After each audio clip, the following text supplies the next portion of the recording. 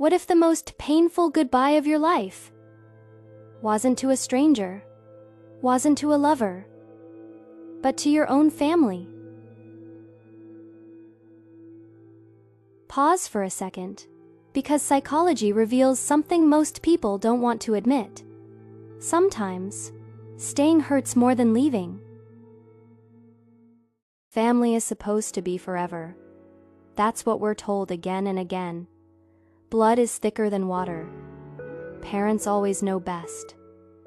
Family comes first, no matter what. But what if those beliefs are exactly what keep some people trapped? Today, we're exploring the psychology of people who cut off their family. Not out of anger, not out of revenge, but out of survival. And wait till you hear this next part, because it changes everything. When someone cuts off their family, people rush to judge.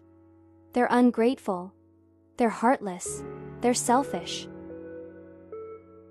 But psychology asks a different question. What happened before they walked away? Because people don't cut off their family over small arguments. They don't erase years of love overnight. They don't disappear without carrying invisible wounds. And this is where the real story begins. Psychology shows that not every family is safe. Some are simply familiar. In these families, love has conditions. Affection depends on behavior. Approval comes only when you obey. You're praised when you comply, ignored when you don't. And over time, something subtle happens. You stop being yourself and start being who they expect.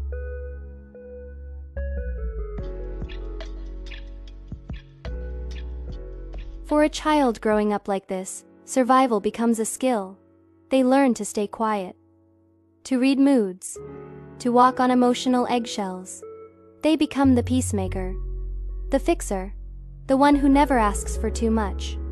But here's the part people rarely understand. Emotional pain doesn't always look dramatic. Sometimes it looks like anxiety. Sometimes it looks like guilt. Sometimes it looks like feeling small in your own skin. Psychologists call this chronic emotional invalidation. When your feelings are dismissed so often that you begin to dismiss yourself, you start questioning your reality. Was it really that bad, Am? I just too sensitive? Why can't I just let it go? And that confusion is often more damaging than the pain itself. But then, something shifts.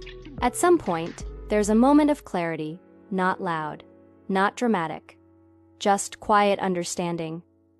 Every time you're around them, your chest tightens, your thoughts race, your body braces for impact. Psychology calls this a nervous system response. Your body remembers what your mind tries to excuse, and suddenly, you realize something terrifying and freeing. Love shouldn't feel like survival. That's the moment everything changes. Cutting off family doesn't happen overnight. It happens after giving chances, after explaining yourself again and again, after hoping they'll finally hear you.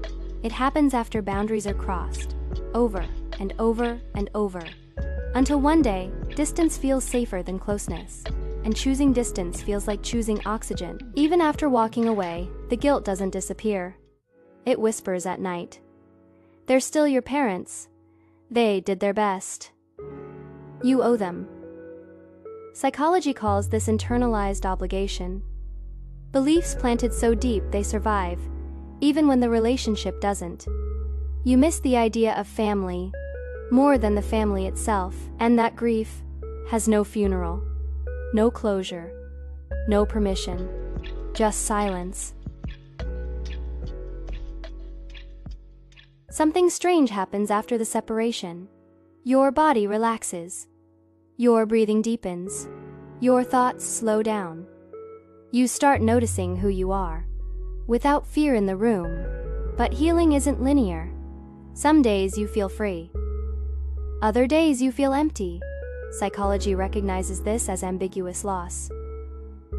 Grieving someone who's still alive, and that kind of grief, is one of the hardest to explain.